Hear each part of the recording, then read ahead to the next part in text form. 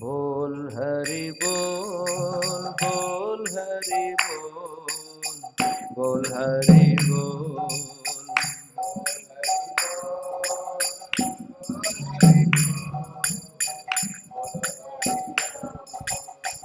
मनेर आनंदे भाई बोल हरि बोल।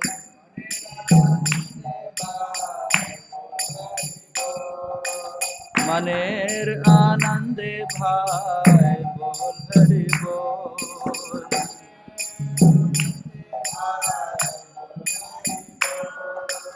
बोल हरि बोल, बोल हरि बोल, बोल हरि बोल।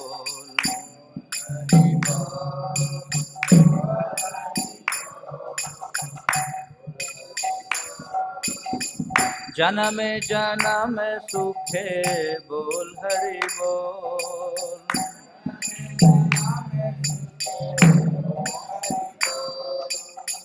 जन्मे जन्म सुखे बोल हरि बोल।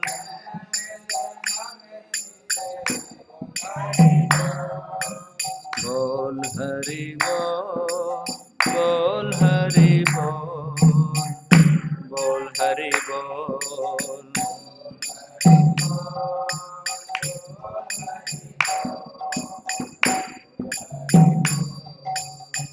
मानव जन्म पैबाय बोल हरि बोल।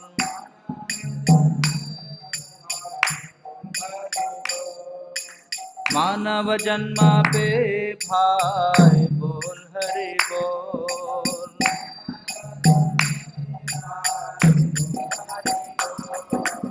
बोल हरि बोल, बोल हरि बोल, बोल हरि बोल।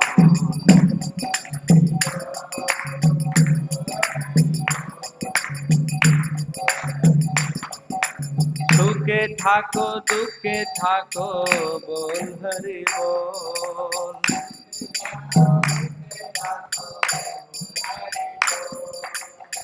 सुखे ठाको दुखे ठाको बोल हरि बोल।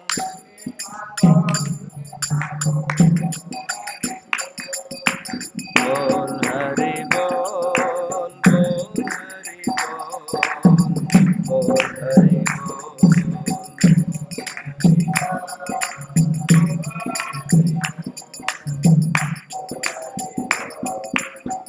संपदे विपदे भाई बोल हरि बोल।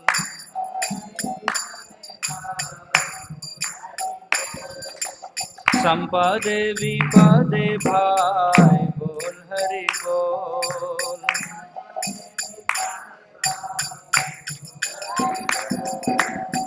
बोल हरि बोल, बोल हरि बोल, बोल हरि बोल।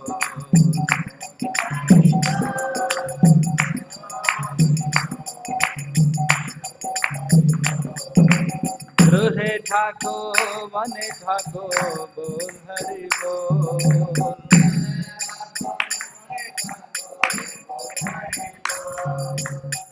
कृष्णेर संसारे ठाकी बोल हरि बोल।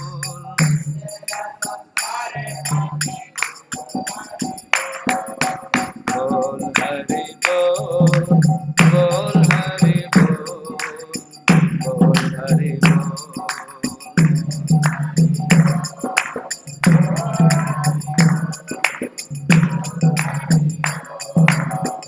असत्संग छाड़ी भाई बोल हरि बोल।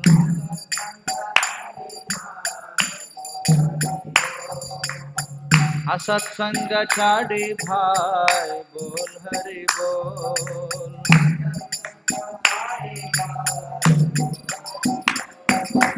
बोल हरि बोल, बोल हरि बोल, बोल हरि बोल।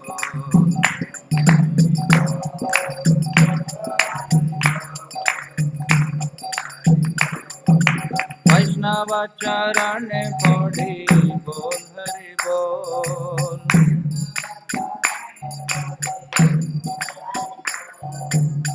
वैष्णव चरण पड़े बोल हरि बोल।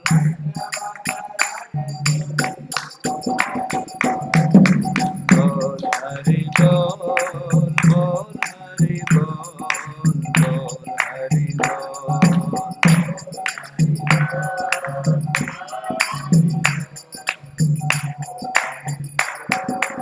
गौर नित्यानंद बोलो बोल हरि बोल।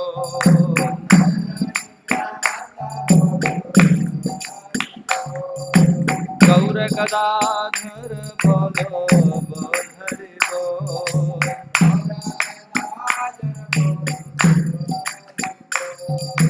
गौराद्वैत बोलो हरि बोल हरि बोल।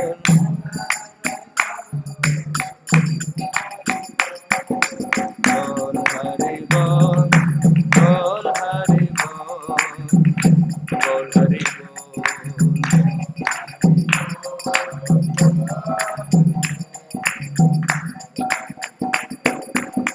हरे कृष्णा कृष्ण कृष्ण हरे हरे।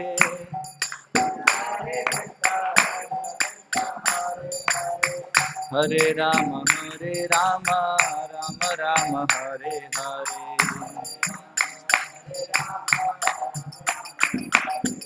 हरे कृष्ण कृष्ण कृष्ण हरे हरे।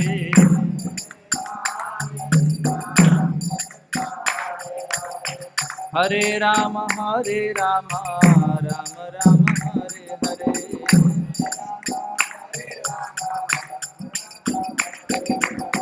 हरे कृष्ण कृष्ण कृष्ण हरे हरे।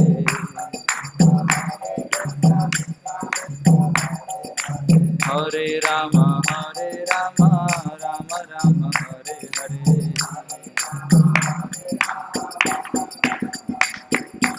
हरे कृष्ण कृष्ण कृष्ण हरे हरे। हरे राम राम हरे हरे।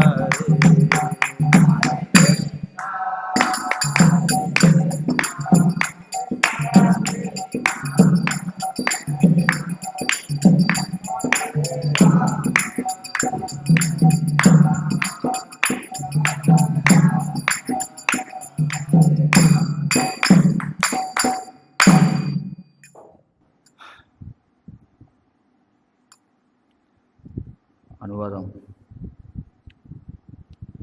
హరినామమును కీర్తించండి ఓ సోదరులారా.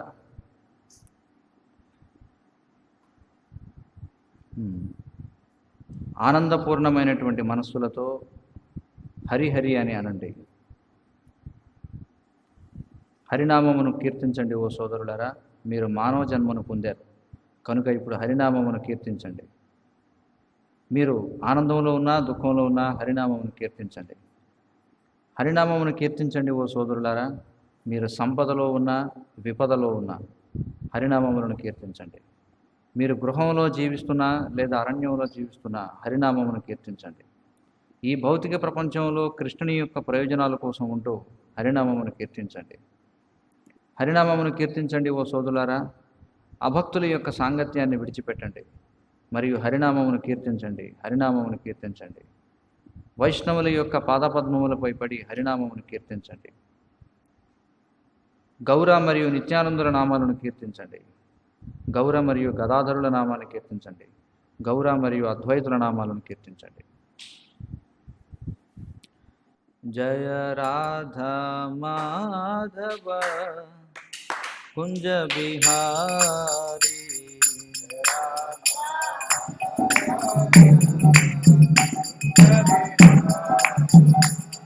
जय राधा माधव कुंज बिहारी।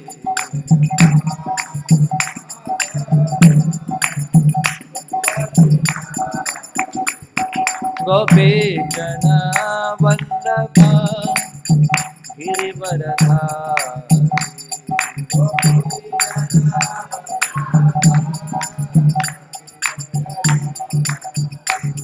गोपीजन वल्लभ गिरिवरधारी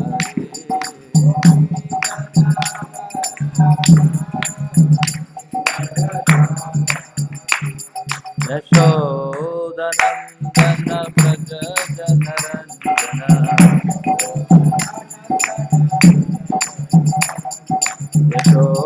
यशोदनन्दन व्रज जनरञ्जन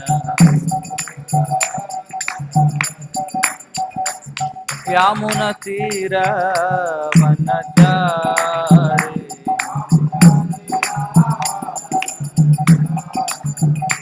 यामुनतीरवनचारि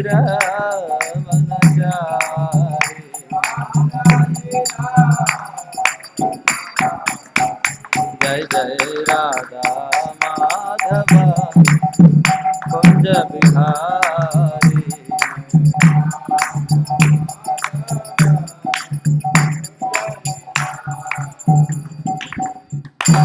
जय ओम विष्णुपाद परमहंस परिव्राजकाचार्य अष्टोत्तर शतश्री श्रीमद् भक्ति वेदांत स्वामी श्रील प्रभुपाद की जय। ग्रंथराज श्रीमद् भागवतम की जय।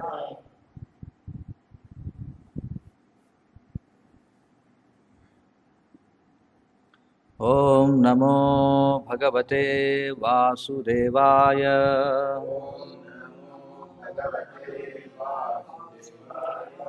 ओम नमो भगवते वासुदेवाय।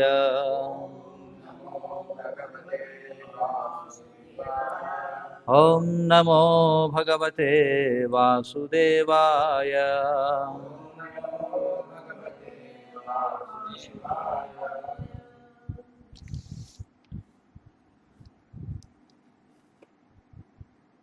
श्रीमद्भागवतम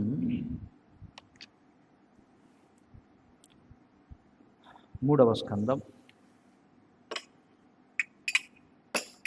30వ అధ్యాయం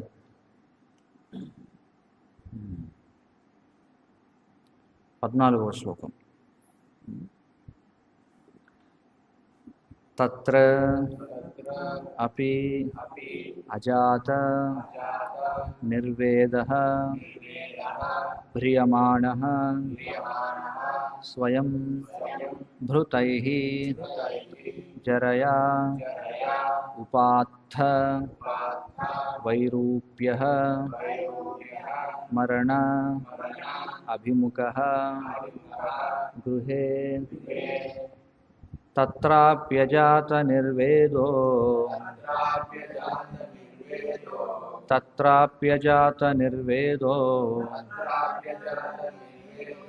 భ్రియమాణః స్వయం భృతైః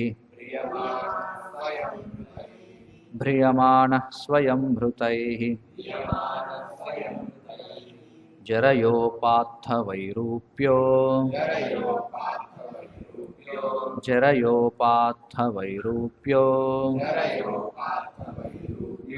మరణాభిముఖో గృహే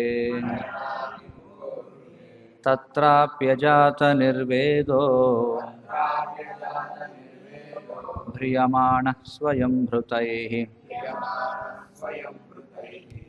జరయోపాత్థ వైరూప్యో మరణాభిముఖో గృహే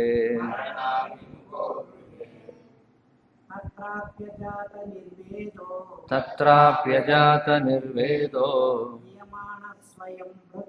భ్రియమాణః స్వయం భృతైః జరయోపాత్థ వైరూప్యో మరణాభిముఖో గృహే తత్రాప్యజాత నిర్వేదో భ్రియమాణః స్వయం భృతైః జరయోపాత్థ వైరూప్యో మరణాభిముఖో గృహే తత్రాప్యజాత నిర్వేదో భ్రియమాణః స్వయం భృతైః జరయోపాత్థ వైరూప్యో మరణాభిముఖో గృహే.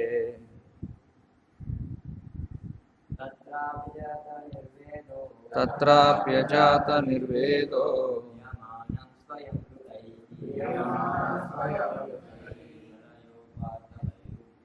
జరయోపాత్తయోప్యో మరణాభిముఖో గృహే. ప్రతిపదార్థములు తత్ర అచ్చట, అపి అయినను, అజాత కలుగదు, నిర్వేద విరక్తి, భ్రియమాణ పోషింపబడుట, స్వయం తాను, భృతై పోషింపబడిన వారిచే, జరయ ముసలితనమున, ఉపాత్త పొంది, వైరూప్య విరూపమును, మరణము, అభిముఖ సమీపించుచు, గృహే గృహమున. అనువాదం మరియు భాష్యము కృష్ణ కృపామూర్తి శ్రీ శ్రీమద్ అభయచరణారవింద భక్తి వేదాంత స్వామి శ్రీల ప్రభుపాద ఇస్కాన్ సంస్థాపకాచార్య. పూర్వము తాను పోషించిన వారి చేతనే ఇప్పుడు పోషింపబడుచున్నను. మూర్ఖుడకు గృహస్థుడు గృహమునెడ విరక్తిని పొందడు. ముసలితనముచే విరూపుడై అతడు మృత్యువును పొంద సన్నద్ధుడై ఉండును. గృహాకర్షణము ఎంతటి ప్రబలమైనదనగా ముసలితనమున మనుజుడు కుటుంబీకులచే నిర్లక్ష్యపరుపబడినను గృహాసక్తిని విడనాడడు. ఇంటి ఎందే అతడు కుక్కవలే నిలిచి ఉండును. శక్తిని కలిగి ఉన్నప్పుడే మనుజుడు కుటుంబ జీవనమును త్యజించుట వైదిక జీవన విధానం. కామ్యకర్మల యందు విఫలుడై శక్తిహీనుడు కాకపూర్వమే మరియు రోగగ్రస్తుడు కాకపూర్వమే అతడు కుటుంబ జీవనమును త్యజించి మిగిలిన జీవితమంతయు దేవదేవుని సేవ యందు నెలకొనవలనని ఉపదేశించబడినది. కనుకనే 50 ఏండ్లు దాటినంతనే మనుజుడు గృహస్థ జీవితమును విడిచిపెట్టి ఏకాంతముగా వనమందు జీవించవలనని వైదిక శాస్త్రముల యందు బోధింపబడినది. పూర్తిగా సన్నద్ధుడైన పిదప ఇంటింట ఆధ్యాత్మిక జ్ఞానమును పంచుటకు అతడు సన్యాసి కావలెను. ఓమజ్ఞానతిమిరాంధస్య జ్ఞానాంజనశలాకయా చక్షురున్మీలితం మేన తస్మై శ్రీగురవే నమః.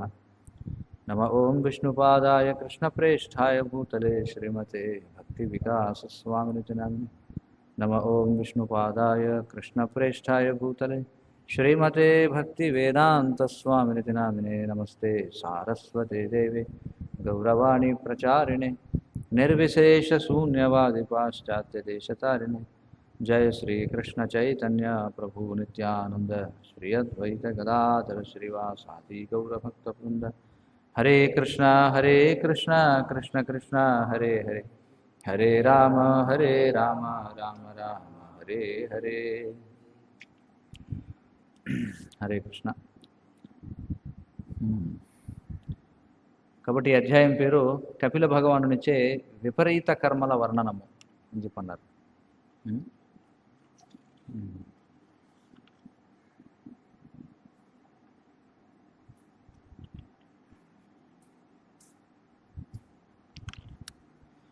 విపరీత కర్మలు ఏమిటి? విపరీత కర్మలు ఎందుకని ఈ అధ్యాయాన్ని విపరీత కర్మలు అని చెప్పారు?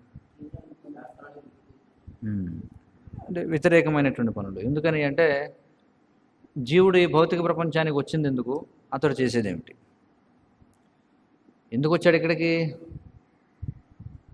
ఎందుకు వచ్చాడు జీవుడు భౌతిక ప్రపంచానికి? భగవంతుడి నుండి స్వతంత్రంగా భోగించడానికి, అంతే కదా. అయితే మరి అది సాధ్యమా వాస్తవానికి? కాదు.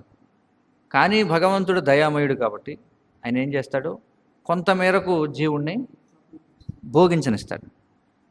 కానీ అదే సమయంలో ఆయన ఏం కోరుకుంటాడు, వీడు గుణపాఠం కూడా నేర్చుకోవాలనుకుంటాడు. అందుకే ఆ భోగించడం కోసం ప్రయత్నించే క్రమంలో అతడు నామమాత్రపు భోగాన్ని అనుభవిస్తూనే మరి మాయ చేత తీవ్రమైనటువంటి ఏమంటారు వాటిని, పిడిగుద్దులు తింటూ ఉంటాడనమాట. ఆ విధంగా అతడికి వైరాగ్యం వస్తుంది. ఏమిటంటే ఈ భౌతిక ప్రపంచంలో మనం వాస్తవానికి సుఖంగా ఉండలేం, మన భగవద్ధామానికి తిరిగి వెళ్ళాలి అని అర్థం. మరి ఏ విధంగా అయితే మనం చెప్పుకున్నాం పూర్వం కూడా ఉదాహరణ, పిల్లవాడు ఎంతటి పోకిరివాడైనా, పిల్లవాడు ఎంతటి అల్లరివాడైనా సరే, తల్లిదండ్రులు వాడిని క్రమశిక్షణలో పెట్టాలనుకుంటారు. కానీ క్రమశిక్షణలో పెట్టడానికి ఏర్పాట్లు చేస్తూనే వాడు వీలైనంతగా సుఖవంతంగా జీవించడానికి కూడా వాళ్ళు ఏర్పాట్లు చేస్తుంటారు కదా. చూస్తుంటాము చిన్నప్పుడు ఏమిటంటే, ముఖ్యంగా తల్లి విషయంలో మనం చూస్తే అంటే తల్లి దండిస్తుంది పిల్లవాడిని, కానీ అదే సమయంలో ప్రేమ కూడా ఉంటుందన్నమాట. తల్లిదండ్రులు ఒకసారి ఇంటికాడ చెప్పిన మాట వినకపోతే ఏం చేస్తారంటే వాడిని ఏదో ట్యూషన్కో లేకపోతే వేరే ఎవరికి అప్పచెప్తారు, హాస్టల్లో పెట్టడం ఏదో చేస్తారు. కానీ అక్కడ ఉండగా కూడా వాడు సుఖంగా ఉండాలని అనుకుంటారు. అలాగే భగవంతుడు కూడా ఆయన 2వ అధ్యాయంలో చెప్తున్నాడు, ఏమంటున్నాడు? సహయజ్ఞా ప్రజా సృష్ట్వా పురోవాచ ప్రజాపతి అనేన ప్రసవిశ్వధ్వం ఏనయోస్తిష్ట కామధృక్ అని చెప్పన్నాడు. అంటే భగవంతుడు కూడా ఏం చేశాడంటే మానవులను దేవతలను యజ్ఞములతో పాటుగా సృష్టించి ఏమన్నాడంటే, దేవతల ప్రీత్యర్థం మీరు యజ్ఞములను చేయడం ద్వారా మీరు సుఖంగా ఉండండి అని చెప్పన్నాడు. ఆ విధంగా మీరు మీ జీవిత అవసరాలను పొందుతారు, అలాగే ఆత్మసాక్షాత్కార మార్గంలో కూడా పురోగమిస్తారు అని చెప్పి. కాబట్టి భగవంతుడు మనకు ఒక చక్కటి కార్యక్రమాన్ని ఇచ్చాడు. ఏమిటది అంటే చతుర్విధ పురుషార్థాలు అనేటువంటివి ఉన్నాయి, ధర్మార్థ కామ మోక్షాలు అనేటువంటి. ధర్మబద్ధంగా వ్యక్తి సంపాదించి తన యొక్క కోరికలను తీర్చుకోవచ్చు. కానీ అంతిమంగా కోరికలను తీర్చుకునే క్రమంలో అతనికి అర్థమవుతుంది మనం వాస్తవానికి ఇక్కడ సుఖంగా ఉండలేమనేటువంటిది. అప్పుడు అతడు ఏం చేస్తాడు? మోక్షం వైపు ఆలోచిస్తాడు. ఇది విధానం.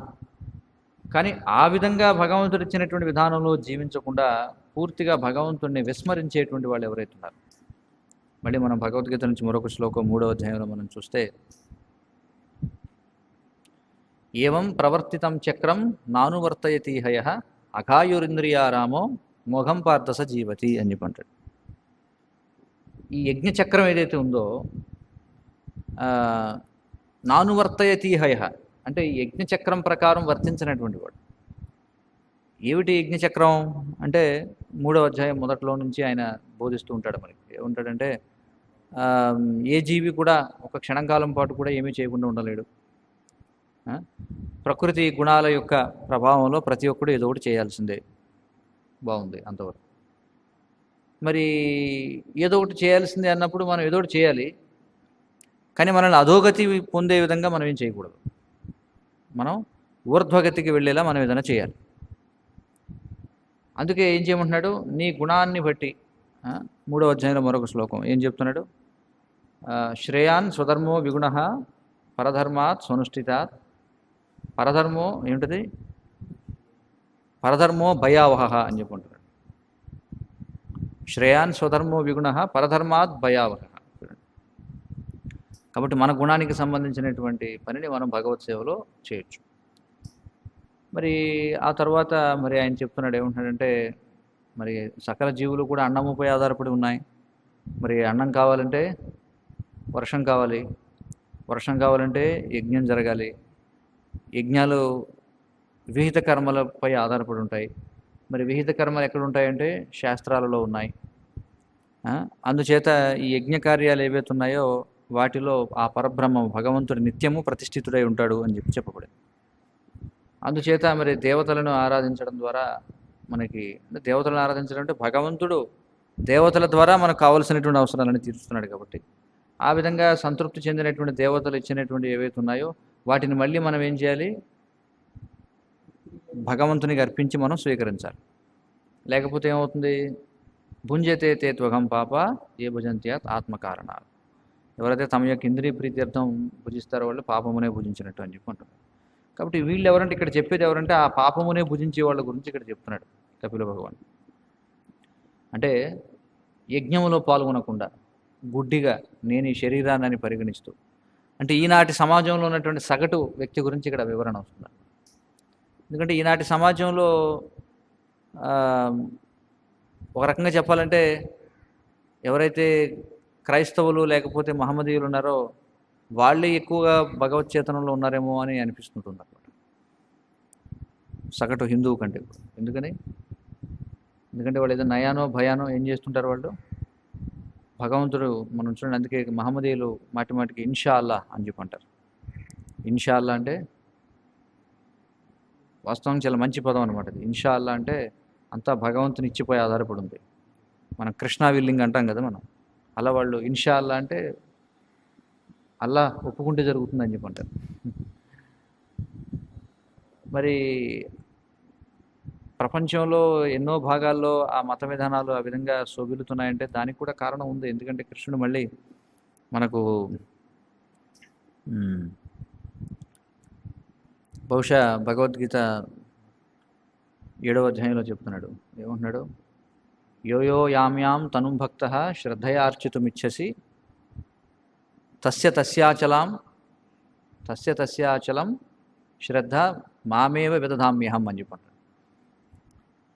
అంటే ఏయో యామ్యాం తను భక్త, చూడండి, ఎవరెవరి పట్ల ఆకర్షితులవుతారు, శ్రద్ధయార్చితుమిచ్చసి, ఎవరినైతే శ్రద్ధతో అర్చించాలి అని చెప్పి కోరుకుంటారో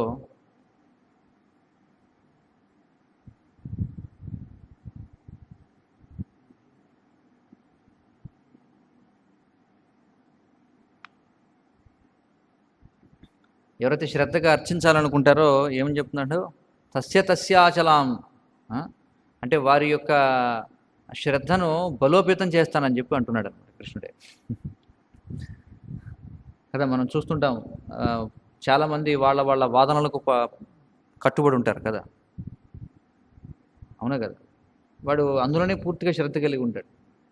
ఒక క్రైస్తవుడుగా మంచి శ్రద్ధ కలిగి ఉన్నాడంటే, మహమ్మదీయుడిగా శ్రద్ధ కలిగి ఉన్నాడంటే దానికి కారణం కృష్ణుడే చెప్తున్నాడు భగవద్గీతలో. అయితే శ్రద్ధ అనేది మళ్ళీ శ్రద్ధాత్రయ విభాగం. భగవద్గీత 17వ అధ్యాయంలో త్రివిధా శ్రద్ధ కృష్ణుడు చెప్తాడు అర్జునుడికి. శ్రద్ధ అనేది కూడా 3 రకాలుగా ఉంటుంది: సాత్వికము, రాజసికము, తామసికమైనటువంటి శ్రద్ధ. కానీ మనిషి అనేటువంటి వాడు ఏదో ఒక దానిపై శ్రద్ధ కలిగి ఉండడం అంటే అతడు ఆస్తికుడు అయినట్లేదు. అంటే అసలు భగవంతుడు ఉన్నాడు అని ఆ వ్యక్తి అంగీకరిస్తున్నట్లయితే, భగవంతుడు లేదా మనకంటే ఒక ఉన్నతమైనటువంటి శక్తి ఉంది, అది మనల్ని నియంత్రిస్తుంది అనేటువంటి భావనలో ఉన్నాడంటే వాడు గొప్పవాడే. అంటే అలాంటి వాడు ఆటవికుడైనప్పటికీ కూడా, శ్రీల ప్రభుపాదులు వారు చెప్తారు అది ఇక్కడ, ఒక వ్యక్తి ఆటవికుడైనప్పటికీ అతడికి గనక నేను స్వతంత్రుణ్ణి కాదు, నన్ను నియంత్రించేటువంటి ఒక ఉన్నత శక్తి ఉంది, ఆ శక్తి ఆ చెట్లో ఉందో లేదా కొండలో ఉందో లేదా నదిలో ఉందో అని అనుకునే ఉండే పర్వాలేదు. కానీ ఒక ఉన్నతమైన శక్తి ఉంది అని కనుక అనుకుంటున్నట్లయితే వాడు మెరుగైన వాడట ఎవరికంటే కూడా. అంటే గొప్ప సైంటిస్ట్ అయి ఉండి ఎవడైతే ఉన్నతమైన శక్తి ఏమీ లేదు, అంతా కూడా యాదృచ్ఛికంగా జరుగుతుంది అనే పిహెచ్డి సైంటిస్ట్ కంటే కూడా, డబుల్ ట్రిపుల్ పిహెచ్డి సైంటిస్ట్ కంటే కూడా ఈ ఆటవికుడు మేలు అని చెప్పంటారు. ఎందుకని? వాడు ఉన్నతమైనటువంటి శ్రద్ధ కలిగి ఉన్నాడు కాబట్టి. చివరికి నాస్తికుడైనటువంటి వాడు కూడా ఒక విధమైనటువంటి శ్రద్ధను కలిగి ఉంటాడు. వాడి శ్రద్ధ దేని మీద ఉంటుంది? భగవంతుడు లేడు అనే దాని మీద శ్రద్ధ ఉంటుంది. వాడికి దాని మీద కూడా శ్రద్ధ కలిగేలు ఎవరు చేస్తున్నారు? అది కూడా కృష్ణుడే చేస్తున్నాడు. ఈ విధంగా కృష్ణుడు చెప్తున్నాడు 4వ అధ్యాయంలో. ఏమంటున్నాడు? ఏ యథా మాం ప్రపద్యంతే తాంస్తదైవ భజామ్యహం మమ వర్త్మానువర్తంతే మనుష్యాః పార్థ సర్వశః. చూడండి, ప్రతి ఒక్కరు కూడా మమ వర్త్మానువర్తంతే, నన్నే అనుసరిస్తున్నారు అన్ని విధాలుగా అని చెప్పి అంటాడు. కాబట్టి మరి మనం సాధారణంగా చూస్తే సగటు హిందువుగా ఉండేటువంటి వ్యక్తి ఎవరైతే ఉన్నాడో, మరి ఇంత ఉన్నతమైనటువంటి జ్ఞానం మనకి భగవద్గీతలో ఉన్నప్పటికీ అసలు దాన్ని అధ్యయనం చేసేవాళ్ళు ఎంతమంది చెప్పండి? ఎవరు కూడా దాని పట్ల ఆకర్షణ అనేటువంటిది లేనే లేదు ఎవరికి కూడా. అందుకే మనం చూస్తున్నాం ఎందుకు ఈ మత విధానాలన్నీ ఆ విధంగా ఉన్నాయి ప్రపంచంలో అంటే, వాళ్ళకి కాస్తో కూస్తో శ్రద్ధ ఉంది, దాన్ని కృష్ణుని బలోపేతం చేస్తున్నాడు. మరి ఈ విధంగా ఎవరైతే అసలు పూర్తిగా భగవత్ చైతన్యం అనేది విడిచిపెట్టి నేను ఈ శరీరాన్ని అనేటువంటి భావనలో ఉంటారో వాళ్ళ గతి ఎలా ఉంటుందనేది మనకి ఇక్కడ చెప్తున్నారు. పూర్వము తాను పోషించిన వారి చేతనే ఇప్పుడు పోషింపబడుతున్నాను, మూర్ఖుడకు గృహాసక్తుడు గృహమునెడ విరక్తిని పొందడు. చూడండి, ఇక్కడ చెప్తున్నారు. పూర్వము తాను పోషించిన వారి చేతనే ఇప్పుడు పోషించబడుతూ ఉంటాడు. కానీ అది అంత ఉన్నతమైనటువంటి విషయం కాదు అని చెప్పి ఇక్కడ చెప్తున్నారు. పూర్వం మనం ఎవరినైతే పోషించామో వారి చేత పోషింపబడడం. ఎందుకంటే చూడండి, విదురుడు కూడా ధృతరాష్ట్రుని మందలిస్తాడు. మనం చూస్తాం మొదటి స్కందంలో. ఏమైనా మందలిస్తాడు? నువ్వు ఏం చేసావు?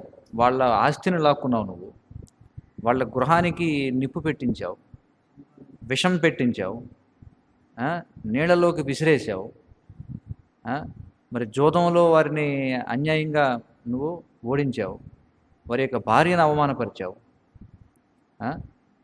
ఇవన్నీ చేసి నువ్వేం చేస్తున్నావు? ఇప్పుడు భీముడు వేసినటువంటి పిండాన్ని తింటూ బతుకుతున్నావు అని చెప్పి అంటాడు. అంటే నువ్వు ఎంత హింసకు పాల్పడ్డావు వారి పట్ల, నువ్వు చేసినటువంటి ఘోరాలు ఎలాంటివి, అయినా సరే సిగ్గు లేకుండా నువ్వేం చేస్తున్నావు? కుక్కకి విసిరినట్టుగా భీముడు విసిరే పిండాన్ని తిని నువ్వు బతుకుతున్నావు అని చెప్పి అర్థమవుతుంది కదా. అందుకే మరి కృష్ణుడు అంటాడు, ఏమంటాడంటే, ఎవరైతే క్షత్రియులైనటువంటి వారు ఎవరైతే ఉన్నారో వారికి అపకీర్తి అనేటువంటిది మరణం కంటే దారుణమైనటువంటిది అని చెప్పి.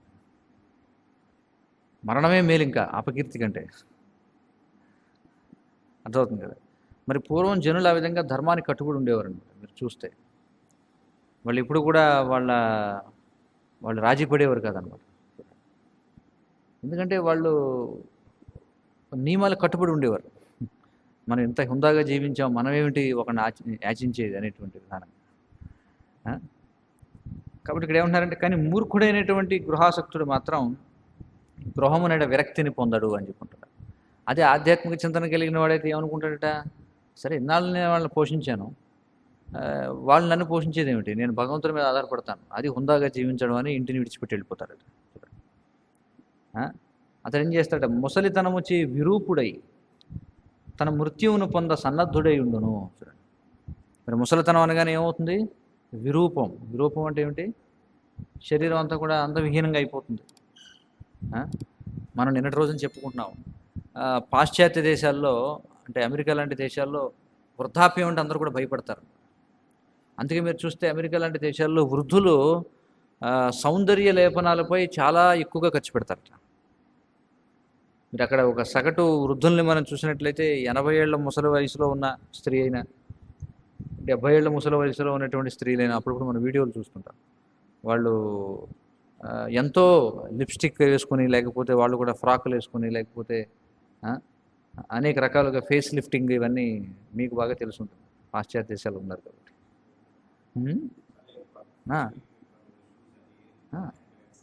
రకరకాలుగా చాలా ఎక్కువ ఖర్చు పెడుతూ ఉంటారనమాట. ఎందుకంటే వాళ్ళ భయం, నేను అంటే వాళ్ళు ఏమనుకుంటారంటే, నువ్వు ఓడిపోయావు, లేదు నేను ఓడిపోలేదు నువ్వు చూడండి ఇలాగ చూస్తుండే ఒక్కొక్క సైకిల్, నేను ఓడిపోలేదు అన్నట్టుగా వాళ్ళు కూడా వృద్ధాప్యం అనేది వచ్చేసిన శరీరానికి, లేదు నేను ముసలిదాన్ని అవ్వలేదు. చూడండి, ఆ విధంగా వాళ్ళని ఉత్సాహపరిచేటువంటి వాళ్ళు కొంతమంది ఉంటారు. ఈ ఎవరైతే పాజిటివ్ థింకింగ్ అని, లేకపోతే ఇలాంటి వాళ్ళు ఉంటారు కదా, నిలబడు, నీ లక్ష్యాన్ని సాధించే వరకు పడుకోవద్దు, కూర్చోవద్దు అన్నట్టుగా.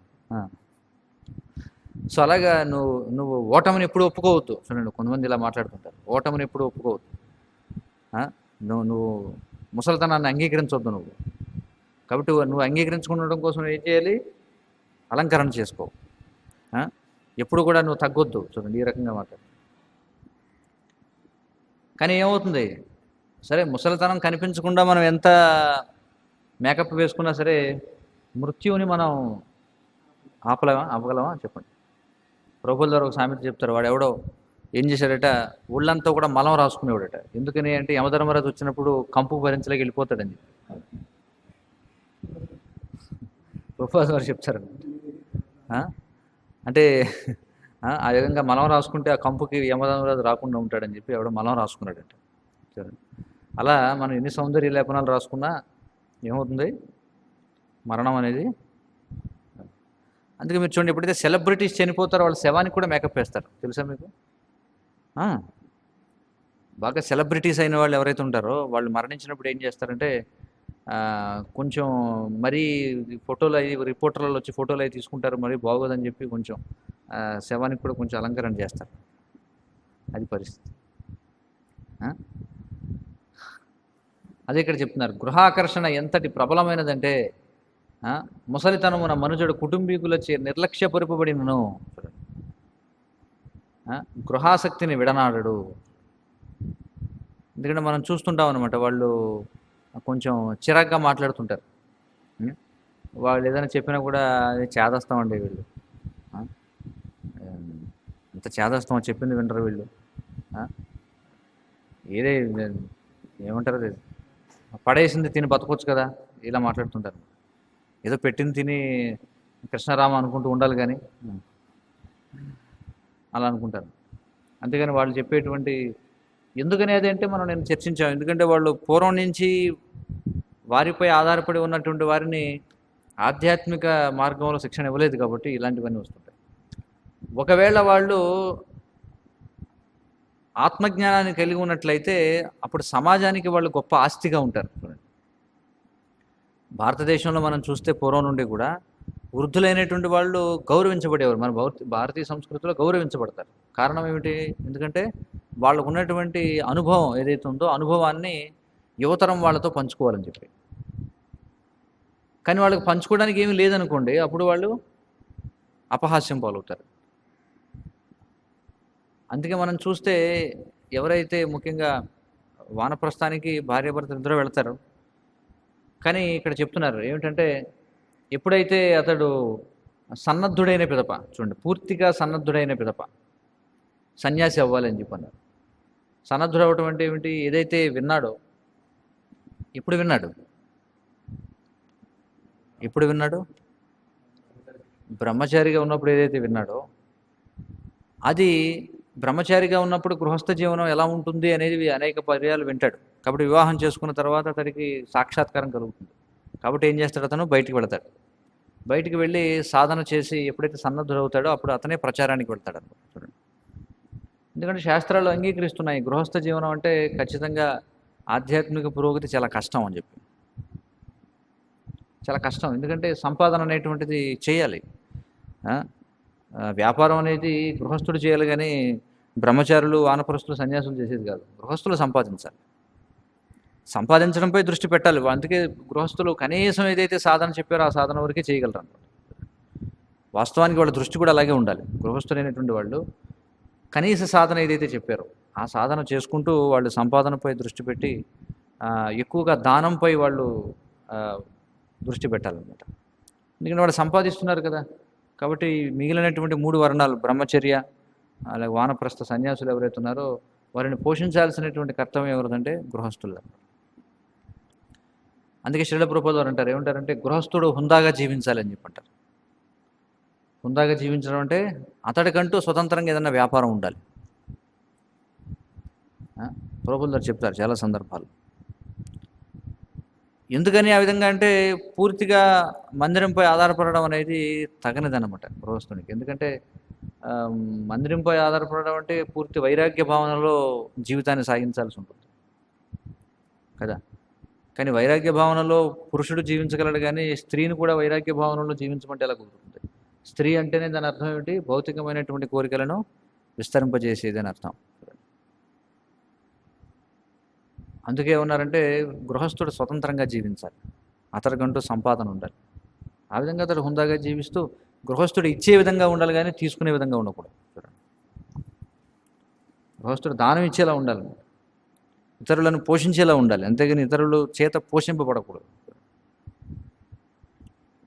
అందుకే మన శాస్త్రాల్లో చూస్తాం అన్నమాట. మరి ఎంతో పేదరికంలో ఉన్నప్పటికీ కూడా మనం చూస్తాం, తుకారాం వృత్తాంతం చూస్తాం, అలాగే మనకి సుధాముని యొక్క వృత్తాంతం చూస్తాం. ఇలాంటివి చాలా ఉన్నాయి వృత్తాంతాలు కదా. వాళ్ళు కడు పేదరికంలో ఉన్నప్పటికీ కూడా అలాగే జీవించేవారు అనమాట. ఉంచె వృత్తి అంటారు. ఉంచె వృత్తి అంటే పంట పొలాల్లో ధాన్యం అంతా కూడా కోతలు అయిపోయిన తర్వాత ఏవైతే ధాన్యం కొన్ని పడిపోతుంటాయి కదా, ధాన్యం కుప్పనూర్చిన తర్వాత కొన్ని ధాన్యం పడిపోతుంటాయి, అవన్నీ ఏరుకునేవారట. లేదా ఎక్కడైతే అంగళ్ళు ఉంటాయో కూరగాయలు బజార్లో, సంత అంతా అయిపోయిన తర్వాత వెళ్ళి అక్కడ ఉంటాయి కదా పడేసిన కూరగాయలు, అవన్నీ ఉంటాయి, అవి ఏరుకునేవారు. అంటే బ్రాహ్మణుల్లో కూడా రకరకాల బ్రాహ్మణులు ఉన్నారు చూడండి. అత్యున్నతమైనటువంటి బ్రాహ్మణుడు ఉంచె వృత్తి ద్వారా జీవిస్తారట. అంటే అతడు ఎవరిని కూడా యాచించడు అన్నమాట. వాస్తవానికి బ్రాహ్మణుడికి, బ్రహ్మచారికి, సన్యాసికి యాచించేటువంటి హక్కు ఉందన్నమాట. కానీ ఉన్నత స్థాయిలో ఉన్నటువంటి బ్రాహ్మణుడు యాచన కూడా చేయాలనుకోడు. ఎందుకు నేను యాచన చేయాలి, నేను భగవంతుడిపై ఆధారపడతాను అనుకుంటాడు. అందుకే యాదృచ్ఛికంగా ఏదైతే లభిస్తుందో వెళతాడు సంత బజార్కి, అక్కడక్కడ పడేసి ఉంటాయి కూరగాయలు, అవన్నీ పనికిరాని పడేస్తుంటారు కదా, అది తీసుకుని పనికొచ్చేది తీసుకుంటాడు, మిగతాది వదిలేస్తాడు. చూడండి, ఆ స్థాయి వైరాగ్యాన్ని కలిగి ఉంటాడు. లేదా బ్రాహ్మణుడికి ఇవి అనుమతించబడ్డాయి, ఏమిటి, జ్యోతిష్యం, లేకపోతే వాస్తు, లేకపోతే ఇలాంటివి ఏవైతే ఉన్నాయో, లేకపోతే పాఠాలు చెప్పడం, ఇవన్నీ అనుమతించబడ్డాయి. అది కూడా కుదరని పక్షంలో బ్రాహ్మణుడికి వ్యవసాయం చేసుకోమని చెప్పారు. ఇలా ఆపద్ధర్మాలు అనేవి చెప్పబడ్డాయి. కానీ బ్రాహ్మణుడు ఎట్టి పరిస్థితుల్లో కూడా క్షత్రియ వృత్తి స్వీకరించకూడదని చెప్పబడింది. ఎందుకంటే అది బ్రాహ్మణత్వాన్ని కొనసాగించలేము, హింసకి పాల్పడు. అందుకే ద్రోణాచార్యుడు విమర్శించబడతాడు. ద్రోణాచార్యుడిని విమర్శిస్తారనమాట. ఎవరో మనకి ఎప్పుడైతే దృష్టద్యుమ్నుడు వెళ్ళి ద్రోణాచార్యుడు రథం వెనకాల కూర్చొని ధ్యాన ముద్రలో ఉన్నప్పుడు వెళ్ళి అతన్ని శిరచ్ఛేదనం చేస్తాడు కదా, అయితే అప్పటికే ద్రోణాచార్యుడు శరీరం వదిలేస్తాడు తన యొక్క యోగశక్తి ద్వారా. అప్పుడు వాదోపవాదాలు జరుగుతుంటాయి, అతడు చేసింది మంచిదే కాదా అని చెప్పి. అందులో ఒక వాదన ఏమనిపిస్తుంది అంటే, వీడు బ్రాహ్మణుడు ఏమిటి, బ్రాహ్మణుడు అయితే వీడు ఎందుకు క్షత్రియ వృత్తి చేపట్టాడు. కానీ కలియుగంలో బ్రాహ్మణ, క్షత్రియ, వైశ్యులు ముగ్గురికి కూడా వ్యవసాయం చేయడం అనేది సామాన్య వృత్తిగా చెప్పబడింది. అంటే పూర్వయుగాల్లో బ్రాహ్మణుడికి ఆపద్ధర్మంగా చెప్పబడింది వ్యవసాయం, క్షత్రియుడికి కూడా వ్యవసాయం చెప్పబడింది ఆపద్ధర్మం, వైశ్యుడికి సహజ స్వభావంగా చెప్పారు. కానీ కలియుగంలో అందరికీ సాధారణ కర్తవ్యంగా చెప్పారు వ్యవసాయం చేయడం అనేది. అంటే ఎవరి పంటను వాళ్ళు పండించుకోవాలి. ఆహారం విషయంలో అంటే ఒకవేళ మనం భక్తి చేయాలి అనుకుంటే మనకేం కావాలి, సమయం కావాలి. మన సమయం మన చేతిలో ఉండాలంటే మన సంపాదన కూడా స్వతంత్రంగా ఉండాలి, ఎవరి మీద ఆధారపడకుండా. అందుకని ఏం చెప్పారంటే కలియుగంలో అందరికీ సాధారణ వృత్తిగా వ్యవసాయం అనేది చెప్పబడింది. నువ్వు బ్రాహ్మణుడు అయినా నువ్వు వ్యవసాయం చేసుకోవాలి, క్షత్రుడు అయినా వ్యవసాయం చేయాలి, వైశ్యుడు ఎలాగో చేయాలి, శూద్రుడు కూడా చేసుకోవాలి. చూడండి, మొత్తం 4 వర్ణాల వరకు చెప్పబడింది. ఎందుకంటే సరైనటువంటి క్షత్రియులు అనేటువంటి వాళ్ళు ఉండరు, ఈ వర్ణాశ్రమ విధానం అని అంతా కూడా విచ్ఛిన్నం అవుతుంది కాబట్టి. అందుచేత ఇప్పుడైతే చూడండి, అందుకే ఈ బ్రహ్మచర్య శిక్షణ అనేది ఎందుకు అవసరం అంటే, ఎవరైతే బ్రహ్మచర్య శిక్షణ కలిగి ఉన్నటువంటి వాళ్ళు ఎందుకంటే వాళ్ళకి భగవంతుడిపై ఆధారపడడం అనేటువంటి విషయంలో శిక్షణ ఉంటుంది కాబట్టి గృహాన్ని నిష్క్రమించాల్సి వచ్చినప్పుడు భయపడరు అనమాట. ఎందుకంటే అప్పటికి అనుభవం ఉంది బ్రహ్మచారిగా ఏ విధంగా భగవంతుడిపై ఆధారపడాలనేటువంటి విషయంలో. అందుచేత అతడు సంకోచించకుండా గృహాన్ని విడిచిపెట్టగలడు అనమాట, ఆధార్యపడడు. ఎందుకంటే భగవంతుడు చూసుకుంటాడు ఏమైందని. కానీ ఎవరైతే బ్రహ్మచారిగా ఉన్నప్పుడు ఇంద్రియ భోగం చేసినటువంటి వాళ్ళు ఎవరైతే ఉంటారో వాళ్ళు ఆ విధంగా సరైనటువంటి శిక్షణ లేనటువంటి, అంటే బ్రహ్మచర్య శిక్షణ లేనటువంటి వాళ్ళు కనుక గృహస్థాశ్రమంలోకి ప్రవేశిస్తే వాళ్ళు గృహస్థాశ్రమం నుంచి బయటికి రాలేరు. ఎందుకంటే వాళ్ళకి భగవంతుడిపై ఆధారపడి జీవించడం అనే విషయంలో వాళ్ళకి శిక్షణ లేదు కాబట్టి.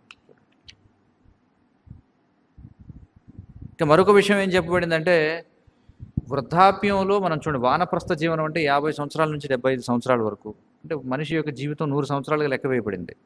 మరి 50 సంవత్సరాల వయసులో, అలాంటి వయసులో గృహాన్ని విడిచిపెట్టి వెళ్ళి ఒంటరిగా అరణ్యాల్లో తిరుగుతూ ఆ విధమైనటువంటి తపస్సును స్వీకరించాలంటే మరి శరీరం సక్రమంగా ఉండాలి కదా, ఆరోగ్యవంతంగా ఉండాలి లేదా?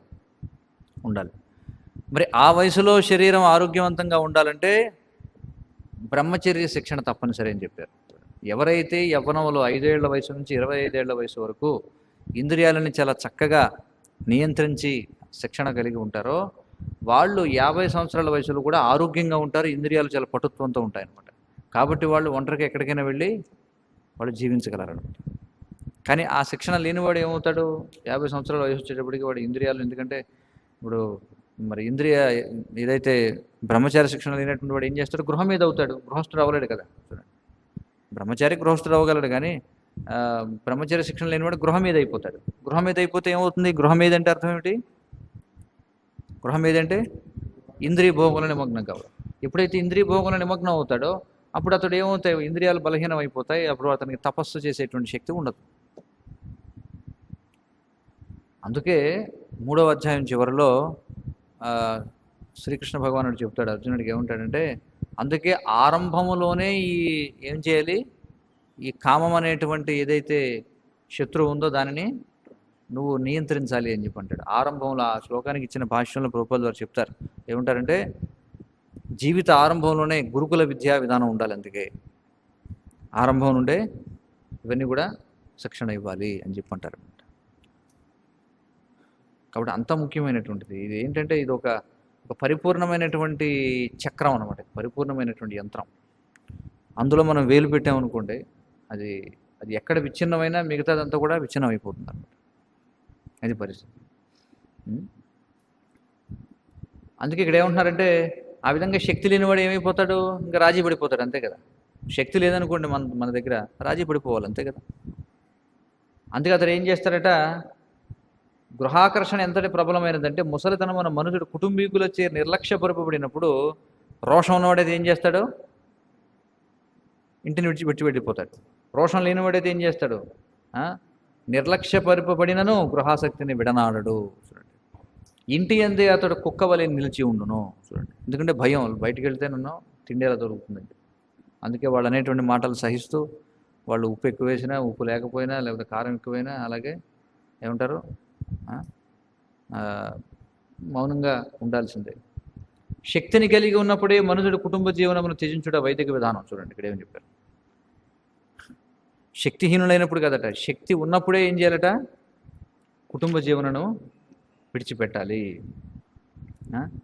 కామ్యకర్మల యందు విఫలుడై శక్తిహీనుడు కాకపూర్వమే మరియు రోగగ్రస్తుడు కాకపూర్వమే అతడు కుటుంబ జీవనమును త్యజించి మిగిలిన జీవితమంతయు దేవదేవుని సేవయందు నెలకొనవలనని ఉపదేశింపబడినది. అందుకే మనం జీవిత మొదటి దశలో మనం చక్కగా ఇంద్రియాలు ఎప్పుడైతే శక్తివంతంగా ఉంటాయో అప్పుడు మన శక్తిని మనం ఏం చేయాలి, భగవంతుడి కోసం ఖర్చు పెట్టాలి. అందుకే బ్రహ్మచర్య ఆశ్రమం అంటే అన్ని విధాలుగా మనం శారీరకంగా, మానసికంగా, అలాగే వాక్పరంగా కూడా పూర్తిగా మన యొక్క ఇంద్రియాలని ఏం చేయాలి, భగవంతుడి సేవలో వినియోగించాలి చక్కగా. ఆ విధంగా ఎప్పుడైతే మనం వినియోగిస్తామో, అంటే మన దగ్గర ఉన్నప్పుడు మనం కృష్ణుడికి ఇస్తే, మన దగ్గర లేనప్పుడు కృష్ణుడు మనకి ఇస్తాడు. అర్థమవుతుంది కదా.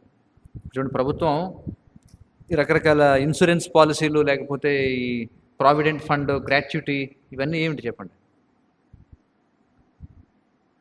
ప్రభుత్వం పెద్ద మనసుతో ఆలోచించడం అనమాట. అంటే ఏమిటి, వీడికి జీతం ఇస్తే వీడు ఏం చేస్తాడు, ఖర్చు పెట్టేస్తాడు. కానీ వాడి బాగోగుల కోసం ప్రభుత్వం ఏం చేస్తుంది, ప్రావిడెంట్ ఫండ్, గ్రాట్యుటీ అని చెప్పి వాడి జీతంలో కొంత కోస్తుంది అనమాట. కోసి ఏం చేస్తుంది, వాడు ఎప్పుడైతే పదవి విరమణ చేస్తాడో అప్పుడు వాడికి ఇస్తుంది అనమాట. అంటే అక్కడ ఉద్దేశం అదే కదా. అంటే నీ దగ్గర ఉన్నప్పుడు సాధారణంగా ఎవడు కూడా ఖర్చు పెట్టేద్దాం అనుకుంటాడు. అలా కాకుండా నీకు ఇష్టం లేకపోయినా బలవంతంగా తీసుకుంటుంది, తర్వాత ఇస్తుంది అనమాట. కాబట్టి ఎవరైతే యవ్వనంలో ఉన్నప్పుడు వారి యొక్క శక్తిని కృష్ణుడికి ఇస్తారో, ఏ యథామాం ప్రపద్యంతే, కృష్ణుడు ఏమంటున్నాడు, నీవు బలహీనుడిగా ఉన్నప్పుడు నేను నీకు శక్తిని ఇస్తానన్నాడు.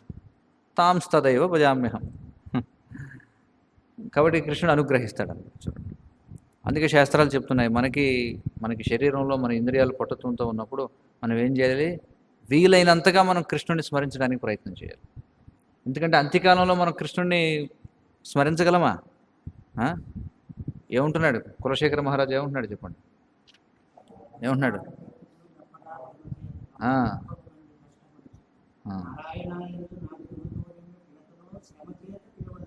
భర్తృహరే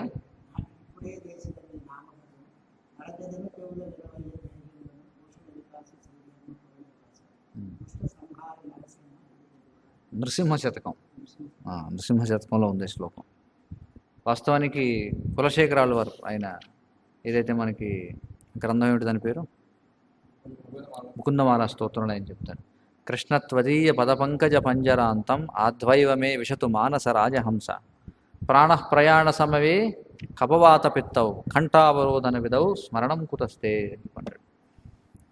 కాబట్టి ఇప్పుడు నేను ఉత్సాహంగా ఉంది కాబట్టి మనం ఏం చేయాలి, మన వయసులో ఉన్నప్పుడు మనం భగవంతుని స్మరించకుండా, వయసులో ఉన్నప్పుడు భగవంతుని స్మరించకుండా మాయను స్మరించామనుకోండి, ఏమవుతుంది అప్పుడు? వృద్ధాప్యంలో భగవంతుని స్మరించాలన్నా మాయేమన్నా స్మరిస్తుంది తప్ప కృష్ణుని స్మరించడం అన్న. కృష్ణుడు కూడా చూస్తాడు కదా, ఎరా నీకేమో బాగా మంచి శరీరంలో బాగా శక్తి బాగా ఉన్నప్పుడేమో నువ్వు మాయను తలుచుకున్నావు, ఇప్పుడు నేను తలుచుకోవాలి వృద్ధాప్యంలో, మాయ తలుచుకుంటుంది. టిట్ ఫర్ టాట్ అంటారు ప్రభుపాద. ఇప్పుడు కృష్ణుడికి కూడా కొన్ని లెక్కలు ఉంటాయన్నమాట, టిట్ ఫర్ టాట్. ఇప్పుడు అందుకే యవనంలో ఉన్నప్పుడు మనం ఏం చేయాలి, మన శక్తిని అంతటిని భగవత్ చైతన్యంలో ఉండడానికి మనం ఖర్చు చేస్తే, తర్వాత మనం ఎప్పుడైతే శక్తిహీనులు అవుతామో భగవంతుడు మనని స్మరిస్తాడు. చూడండి, అందుకే ఈశోపనిషత్తులో మరి స్వయంభవ మనువు, ఈశోపనిషత్తు ఆయనే కదా మరి చెప్పింది. ఆయన ఏమంటాడు, అందుకే మరణ సమయంలో ఆయన ఏమంటాడు, ఒక ప్రార్థన చేస్తాడు కదా, నేను నీకు చేసినటువంటి సేవనంతా గుర్తు చేసుకుని దయచేసి నేను నిన్ను గుర్తు చేసుకునేటువంటి విధంగా నన్ను గుర్తు చేసుకో అని చెప్పంటాడు. అంటే కృష్ణుడిని మనం గుర్తు చేసుకోగలగాలంటే అది ఎలా సాధ్యం అవుతుందంటే ఆయన మనల్ని గుర్తు చేసుకుంటేనే మనం కృష్ణుడిని గుర్తు చేసుకోగలం. ఇప్పుడు మరణ సమయంలో మరి ఏమవుతుంది, కంఠావరోధన విధవు అని చెప్పన్నారు, కపవిత్తప. మరి ఏమవుతుంది అప్పుడు, మనకి చాలా కష్టంగా ఉంటుందన్నమాట. అప్పుడు భగవంతుడు అనుగ్రహిస్తే తప్ప మనం భగవంతుడిని స్మరించలేం. ఏ మేరకు ఆయన మనల్ని అనుగ్రహిస్తే ఆ మేరకే మనం ఆయన్ని గుర్తు చేసుకోగలం. అందుకే శాస్త్రాల్లో ఏం చెప్పారంటే వృద్ధాప్యంలో ముఖ్యంగా భక్తుల యొక్క సాంగత్యంలో ఉండాలి. ఎందుకంటే భగవంతుడి కంటే కూడా ఎవరు కృపామయులు, భక్తులు ఇంకా కృపామయులు అనమాట. ఆ వ్యక్తి భగవంతుడిని స్మరించలేకపోయినా కనీసం వీళ్ళు భగవంతుడిని గుర్తు చేస్తారు ఆ వ్యక్తి. అందుకే ఏం చేస్తారంటే అంత్యకాలంలో మరి భాగవతం చదవడం వాళ్ళ దగ్గర, లేకపోతే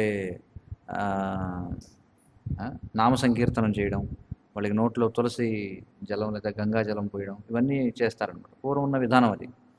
ఇప్పుడు ఏం చేస్తారు, తీసుకెళ్ళి వెంటిలేటర్ మీద పడేస్తారు. తీసుకెళ్ళి వెంటిలేటర్ మీద పడేసి డాక్టర్ను అక్కడ ఏం శ్రవణం చేస్తారో అక్కడ డాక్టర్లను కుటుంబ సభ్యులు మాట్లాడుకుని ఉంటారు. ఎంత అయిందండి బిల్లు, ఇవాళ 25,000 అయింది. 25,000.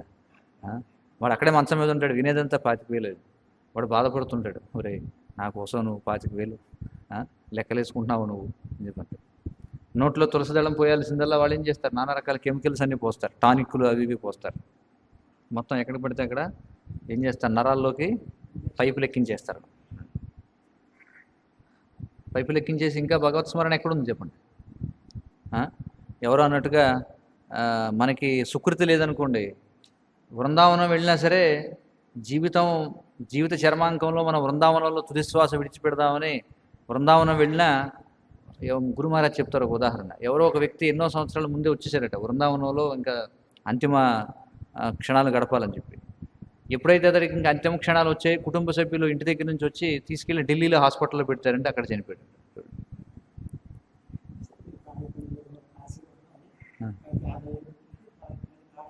కాబట్టి రామేశ్వరం వెళ్ళినా శనీశ్వరుడు వదలలేదు అన్నట్టుగా పాపం వెళ్ళాడు, వాడి ప్రయత్నం వాడు చేశాడు. కానీ టిట్ ఫర్ టాట్ అనమాట అదే. ఎందుకంటే యవ్వనంలో ఉన్నప్పుడు బాగా ఇంద్రియ భోగం చేసి తర్వాత ఏదో తెలిసి వచ్చి వెళ్దా అంటే కొంచెం కష్టం. సో భక్తుల యొక్క కృప కూడా ఉండాలన్నమాట. అందుకే చాలామంది వాళ్ళ యొక్క చివరి విల్ రాస్తారనమాట. వీలునామాలు ఏమి రాస్తారంటే, అంతిమ సమయంలో నన్ను దయచేసి ఆసుపత్రిలో చేర్చవద్దు అని చెప్పి విల్లో రాసేవాళ్ళు ఉన్నారు. కొంతమంది భక్తులు రాస్తారంట, ఎట్టి పరిస్థితుల్లో నన్ను ఆసుపత్రిలో చేర్చొద్దు అని. పరమపూజ భక్తి వికాస్ స్వామి గారు రాశారు, ఆయన విల్లు ఉందనమాట. ఆ విల్లు రాశారు, ఎట్టి పరిస్థితుల్లో నేను నిస్సహాయ స్థితిలో ఉంటే నన్ను ఎట్టి పరిస్థితుల్లో హాస్పిటల్లో పెట్టొద్దని చెప్పి. ఎందుకంటే కొన్నిసార్లు చూస్తుంటాం, శిష్యులు కూడా ఏం చేస్తారంటే గురువుని తీసుకెళ్ళి అంతిమ సమయంలో తీసుకెళ్ళి హాస్పిటల్లో పెడుతుంటారు. మొత్తం అన్ని పైపులు పెట్టేసి మొత్తం అంతా చాలా దురవస్థగా ఉంటున్నారు. కాబట్టి సహజంగా వారిని మరణించనివ్వాలి. ఏ విధంగా అంటే నామ సంకీర్తనం చేస్తూ, అలాగే భాగవత శ్రవణం చేస్తూ, అలాగే భక్తులందరినీ చూస్తూ, లేకపోతే భగవంతుని యొక్క చరణామృతాన్ని సేవిస్తూ, అది ఆదర్శనీయమైనటువంటి మరణించే విధానం. దానిని ప్రతి ఒక్కరు కూడా కోరుకోవాలన్నమాట. అందుకే ఇక్కడ ఏం చెప్పారంటే, 50 ఏండ్లు దాటినంతనే మనుషుని గృహస్థ జీవితమును విడిచిపెట్టి ఏకాంతముగా వనమందు జీవించవలనని వైదిక శాస్త్రముల యందు బోధించబడినది. అతడు భయపడకూడదు. ఎందుకని భయపడకూడదు? భయపడకుండా ఎలా ఉండగలడు? ఎవరు ఉండగలరు చెప్పండి? నేను ఎప్పుడూ ఒంటరివాడిని కాదు, నాతో పాటుగా పరమాత్మ కృష్ణుడు ఎప్పుడు ఉన్నాడు అని అనుకున్నవాడే ధైర్యంగా ఉండగలడు. అంతేగాని పరమాత్మ జ్ఞానం లేనివాడు ధైర్యంగా ఉండగలరా? లేదు. అక్కడికి వెళ్ళినా సరే మళ్ళీ ఏం చేస్తాడు? అక్కడికి వెళ్ళినా సరే నాకు పెద్ద అపార్ట్మెంట్ కావాలి, ఫ్లాట్ కావాలి, లేకపోతే 4-5 సర్వెంట్లు ఉండాలి, అలా ఉండాలని భావిస్తాడు. కానీ ఏకాంతంగా ఉండగలుగుతున్నాడంటే దాని అర్థం ఏంటి? వాడికి తెలుసు అన్నమాట, పరమాత్మ అనేవాడు ఉన్నాడు, ఆయన అనుమతి లేకుండా ఇది జరగదండి. అందుకే ఏమన్నారంటే పూర్తిగా సన్నద్ధుడైన పిదప, ఆ విధంగా వానప్రస్థంలో ఉండి పూర్తిగా సన్నద్ధుడైన పిదప, అంటే సన్నద్ధుడవడం అంటే ఏమిటి? చక్కగా సాక్షాత్కారం పొందిన తర్వాత ఇంటింట ఆధ్యాత్మిక జ్ఞానమును పంచుటకు అతడు సన్యాసి కావాలను అని చెప్పారు. ఇది ఎప్పుడు 100 సంవత్సరాల వయసు ఉంటే, అంతే కదా. ఇప్పుడు మరి మనిషి సగటు ఆయుష్ ఎంత చెప్పండి? ఇప్పుడు 70, అంతే కదా, 70. నేను ఎప్పుడు వెళ్ళినా అలవాటుగా నేను చూస్తుంటాను అనమాట, ఎవరైనా చనిపోయినప్పుడు బ్యానర్లు చూస్తుంటాను కావాలని, వీడి వయసు ఎంత అని చెప్పి. వేగంగా వెళుతున్నా సరే అలా చూస్తుంటాను, వీడి వయసు ఎంత ఇక్కడ నేసారా అని. ఎందుకంటే అసలు ఎలా ఉంది సమాజంలో, అసలు సర్వే ఎంతమంది ఎంతకాలం జీవిస్తున్నారని. కాబట్టి 70 ఏళ్ళు అనుకుందాం, సగటు ఆయుష్ 70 ఏళ్ళు అయితే, మరి పంచాశూర్ధ్వం వనం వ్రజేత్ అన్నారు కదా, అంటే 50 సంవత్సరాలు దాటాక వెళ్ళాలన్నారు. మరి 70లో సగం ఎంత? 35. ఈ రోజుల్లో మనం చూస్తే 35 సంవత్సరాలకి వాడు ఏం చేయాలి? గృహస్థ జీవనాన్ని విడిచిపెట్టాలి. చూడండి, మరి వాడు వివాహం ఇప్పుడు చేసుకోవాలి, అందులో సగం ఎంత? 18 సంవత్సరాల వయసుకే వాడు ఏం చేయాలి? వివాహం చేసుకోవాలి. కానీ ఈ రోజుల్లో వివాహం ఎప్పుడు చేసుకుంటారు వాళ్ళు? 35. చూడండి, ఇంటిని విడిచిపెట్టాల్సిన వయసులో ఇంట్లో దూరతాడు అన్నమాట. ఇంకోటి బయటికి ఎలా వస్తాడు ఇంట్లో దూరితే ఆ సమయంలో? అదే ఆలోచించాలి, ఎంత శాస్త్రీయంగా మనం ఆలోచించాలి. కనీసం భక్తులైనా ఆలోచించాలి కదా, బయట వాళ్ళ గురించి వదిలేసేయండి. చాలామంది చూస్తుంటారు, చాలామంది వస్తుంటారు, ప్రభుజీ నేను గృహస్థాశ్రమంలో వెళ్దాం అనుకుంటున్నాను. నీ వయసు ఎంత అని అడుగుతుంటాను. 32. వీడికి నిజం చెప్పాలా వద్దా అని కాసేపు ఆలోచించాల్సి వస్తుంది. కొంతమంది చెప్తుంటాను, ఎందుకే నువ్వు ఈ వయసులో నువ్వు దూరం ఏం చేస్తావు చెప్పు, ఇప్పటికే తల నెరిసిపోయింది నీకు. ఈ రోజుల్లో చూడండి 20 ఏళ్ళకి వచ్చేటప్పటికే తల నెరిసిపోయింది, అవునా కదా. ఆల్రెడీ తల నెరిసిందంటే అర్థం ఏంటి? నీకు చావు దగ్గర పడిందని అర్థం. ఇవన్నీ యమధర్మరాజు పంపేటువంటి సంకేతాలు అన్నమాట, అది అర్థం చేసుకోవాలి మనం. జుట్టు తెల్లబడుతుంది, ఈ రోజుల్లో చిన్న వయసు వాళ్ళకి జుట్టు తెల్లబడుతుంది. వాడు ఏం చేస్తాడు? వెంటనే వెళ్ళి సెలూన్కి వెళ్ళేసి ఎప్పటికప్పుడు పామించేసుకుంటాడు. మన దగ్గరికి వచ్చే వ్యక్తిని అడిగాను అనమాట, ఏమిటా నువ్వు ఏంటి రంగు వేయించుకుంటా? మరి ఏం చేయమంటారు ప్రభు, జుట్టు నెరిసిపోయిందండి ఇప్పుడు అంటే. దాని అర్థం ఏమిటి? నువ్వు చావు దగ్గర పడుతుంది, నువ్వు 100 ఏళ్ళు బతకవు, నువ్వు 70 ఏళ్ళు కూడా నీకు అనుమానమే, అదే అర్థం చేసుకోవాలి. కాబట్టి నువ్వేం చేయాలి? నువ్వు సన్నద్ధం కావాలి ఏం చేయాలని దాని గురించి. అంతేగాని 30 ఏళ్ళు 32 ఏళ్ళు వచ్చిన తర్వాత ఇంకా నేను పెళ్లి చేసుకోవాలా వద్దా, ఇంకా డైలమాలు ఉన్నాయి. స్పష్టంగా కనిపిస్తుంది అనమాట వాడికి, మొత్తం తెల్లంటికలు వచ్చేసి ఉంటాయి మొత్తం అంతా. అసలు ఏ ఉద్దేశంతో నువ్వు, ఇక భక్తులకు కూడా బుర్ర పని చేయదు చూడండి, చాలా దురదృష్టం. కారణం ఏమిటంటే అదే బ్రహ్మచర్య శిక్షణ ఉండదు, బ్రహ్మచర్య ఆశ్రమంలో కుదురుగా ఉండలేరు. ఇంకొకటి చూడండి, కొంతమందికి అవకాశం వచ్చినా అక్కడ కుదురుగా ఉండలేరు, ఎందుకంటే స్వతంత్రంగా జీవించాలి అనే ఆలోచన. ఎవరు స్వతంత్రంగా జీవిస్తారు చెప్పండి? అవకాశమే లేదు. ఇప్పుడు అనవసరంగా జీవితాన్ని పాడు చేసుకోవడం, మిథ్యాహంకారం అనేది దేనికి పనిచేయదండి. జీవితంలో ఇంకా ఈ పాటికి నిర్ణయం తీసుకోవాల్సినటువంటి సమయంలో ఇంకా ఊగిసలట, అది చేయాలా ఇటు వెళ్ళాలా, అది చేయాలా ఇది చేయాలా, మంచిది కాదు. అందుకే శ్రీల ప్రభుపాదులు చెప్పారు, అందుకే మనం వర్ణాశ్రమ వ్యవస్థ ఒకవేళ స్థాపన చేయాలన్నా చాలా యుక్త వయసులో వివాహం చేయడం అనేది చాలా ముఖ్యం ఉన్నటువంటి రోజుల్లో మనం చెప్పాలి. లేదంటే కష్టం అన్నమాట. కానీ దురదృష్టవశాత్తు ఏం చేస్తాం, అందరూ దానికి అంగీకరించరు. కాబట్టి దుఃఖాన్ని అనుభవించాల్సిందే, శాస్త్రాన్ని అనుసరించకపోతే అనుభవించాల్సిందే కదా. నిన్న ఎవరో చెప్తున్నారు, ఎవరైతే ఏమిటది స్త్రీ సహజంగా వివాహం చేసుకోవాల్సింది ఎప్పుడైతే రజస్వలు అవుతుందో వెంటనే వివాహం చేసుకోవాలి, అది సరైనటువంటి వయసు. రజస్వలు కావడం అంటే ఏ వయసులో సాధారణంగా మనం చూస్తే అది సరైనటువంటి వయసు. అంటే ఇప్పుడు మనకి జంతువుల్లో మనకి ఋతుక్రమం అనేది కనిపిస్తుంది. ఋతుక్రమం కనిపించిందంటే దాని అర్థం ఏమిటి? వెంటనే జంతువులు ఏం చేస్తాయి? సంతానాన్ని కంటాయి, అంతేనా కదా. కాబట్టి సంతానాన్ని కనాల్సినటువంటి వయసు. కానీ 13 ఏళ్లలో ఋతుక్రమం అనేది మొదలైతే వాళ్ళు 13కి 13 26 కలిపితే 26 కూడా కాదు కదా, 36లో పెళ్లి చేసుకుంటే వాళ్ళు ఏమిటి వాళ్ళ పరిస్థితి చెప్పండి? ఇప్పుడేదో వాళ్ళలో ఉండేటువంటి ఆ యొక్క గర్భోత్పత్తి కణాలు ఏవైతే ఉన్నాయో వాటిని నిలువ చేసే సాధనాలు ఏవో వచ్చాయట, అదేనా చెప్తున్నాను. ఏంటదే? ఎగ్ ఫ్రీజింగ్ అంట చూడండి. అంటే అప్పుడు వచ్చిన గుడ్లు ఏవైతే ఉంటాయో వాటిని తీసుకెళ్ళి ఫ్రిడ్జ్లో పెట్టుకుని తర్వాత వీళ్ళు ఎప్పుడైతే పిల్లలు కానీ అనుకుంటారో అప్పుడు మళ్ళీ లోపల పెడతారు. ఏమిటి ఆశ్చర్యకరమైనటువంటి వ్యవస్థ చూడండి. అంటే ఏమిటి సుఖపడేది ఏముంది చెప్పండి జీవితం. ఈ రోజుల్లో అదొక పెద్ద ఇదొక పెద్ద సోక్ అయిపోయింది అనమాట. ఎవడో చెప్తుంటాడు స్టైలిష్గా, మేము ఇన్ఫెర్టిలిటీ సెంటర్కి వెళ్ళామండి, 10 లక్షల రూపాయలు ఖర్చు పెట్టాం. వాడు కూడా చెప్పుకుంటాడు వాడు కమ్యూనిటీలో చుట్టాల దగ్గర 10 లక్షలు ఖర్చు అయిందట పిల్లల్ని కనడానికి. అది కూడా ఒక ప్రెస్టేజెస్. దేనికి ప్రెస్టేజ్గా భావించాలో కూడా తెలియదు కలిగి. ఇంకొకటి వచ్చి అంటాడు, మా నాన్నగారికి చనిపోయే ముందు 10 లక్షలు ఖర్చు పెట్టాను, వెంటిలేటర్ మీద ఉంచాము 4 రోజులు. అది కూడా పెద్ద ఇది. ఏమిటి తుచ్చమైనటువంటి సంఘం మనం ఎక్కడున్నాం చూడండి. ఇందులో ఎక్కడుంది సుఖం? అందుకే కృష్ణుడు చెప్తున్నాడు, అనిత్యం అసుఖం లోకే ఇమం ప్రాప్య భజస్వమాం అని చెప్పుకుంటాడు. కాబట్టి అర్జున, ఈ అనిత్యమైనటువంటి దుఃఖపూయిష్టమైనటువంటి లోకంలోకి వచ్చావు కాబట్టి భజస్వమాం, నన్ను భజించు అని చెప్పండి. దానికి మించి వేరే మార్గం లేదన్నమాట. హరే కృష్ణ కృష్ణ కృష్ణ హరే హరే, హరే రామ రామ రామ హరే హరే. గ్రంథరాజు శ్రీమద్ భాగవతం కీ జయ. ఏమైనా ప్రశ్నలు సూచనలు ఉంటాయి?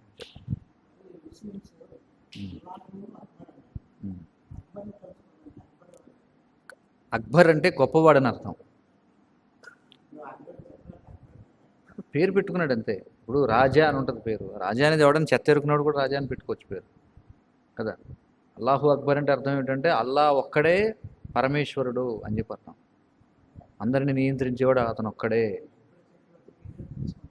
లేదు, అల్లాహు అక్బర్ అంటే అల్లాయే దేవుడు, మహమ్మదే ఆయన యొక్క ప్రవక్త, ఆయన ద్వారా మాత్రమే అల్లాని చేరుకోగలం.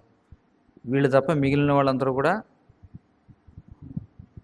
నరకానికి వెళ్ళాల్సినటువంటి వాళ్ళు అని చెప్పి వాళ్ళు చదువుతారు రోజు. అది రోజుకి 5 సార్లు.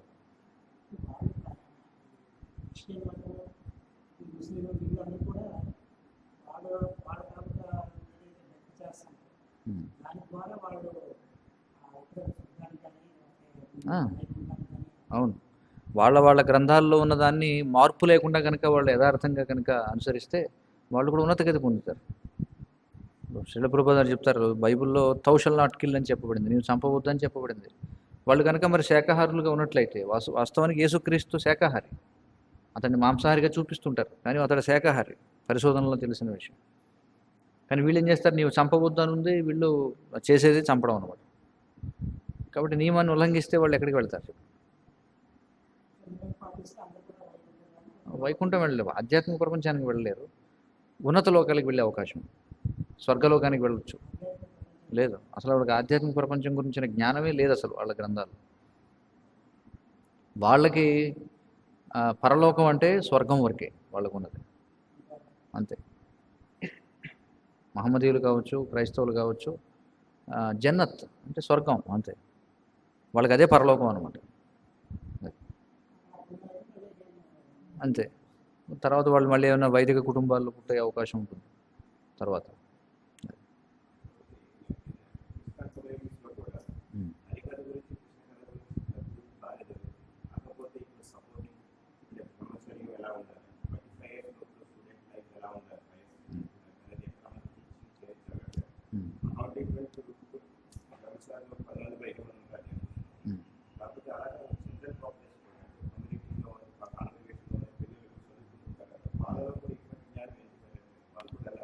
ఎందుకంటే మనం గురుకుల విద్యా విధానాన్ని స్వీకరించట్లేదు కాబట్టి. ప్రభుపాదుల ద్వారా చాలా స్పష్టంగా చెప్పారు, ఆధునిక విద్యా విధానం అనేది ఎట్టి పరిస్థితుల్లో ప్రోత్సహించవద్దు, గవర్నమెంట్ సిలబస్లు తీసుకురావద్దని చెప్పారు.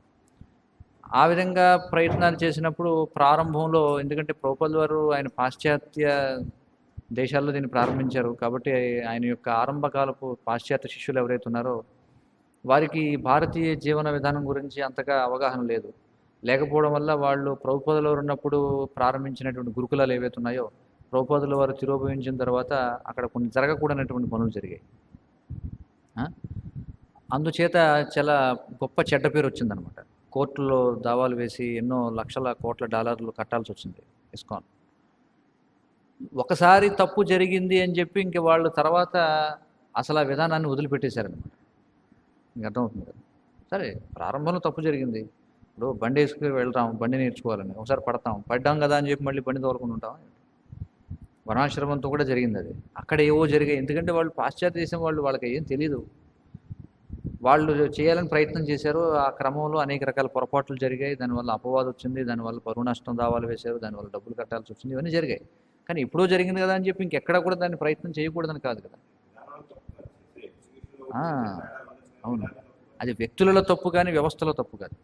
కానీ వాళ్ళు ఏం చేశారంటే దాన్ని గాలికి వదిలేశారు. వదిలేయడం వల్ల ఈరోజు మనం చూస్తున్నాం, భక్తులైనటువంటి వాళ్ళు ఎవరైతే ఉన్నారో వాళ్ళ పిల్లలు, వారి యొక్క సంతానం పిల్లలు భక్తులు అవడంలా మళ్ళీ వాళ్ళకి ఇంకెవడో వచ్చి ప్రచారం చేయాల్సిందే.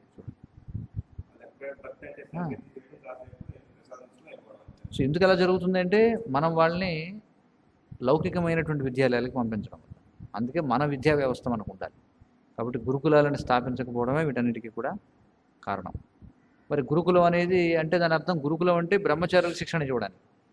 మరి బ్రహ్మచారులు అనే మాట గురించి మాట్లాడామంటే అప్పుడు వర్ణాశ్రమం గురించి మాట్లాడుతున్నట్టే కదా. కాబట్టి అంతిమంగా వర్ణాశ్రమ వ్యవస్థ అనేది ఏదైతే ఉందో దాన్ని కనీసం భక్తుల వరకైనా స్థాపన చేయడానికి మనం ప్రయత్నం చేయకపోవడం వల్ల ఇవన్నీ కూడా చూస్తున్నాం సమాజం. హరే కృష్ణ. జగద్గురు శ్రీల ప్రభుపాద్ కీ జయ. గ్రంథరాజ్ భాగవతం కీ జయ. వాంఛాకల్పతరుభ్యశ్చ కృపా సింధుభ్యో పరిత్రాణాం పావనేభ్యో వైష్ణవేభ్యో నమో నమః.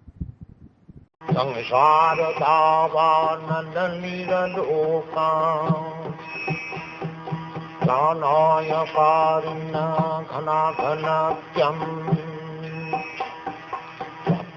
సకలగుణార్ణవస్య వందే గురశ్రీ చరణారవిందం.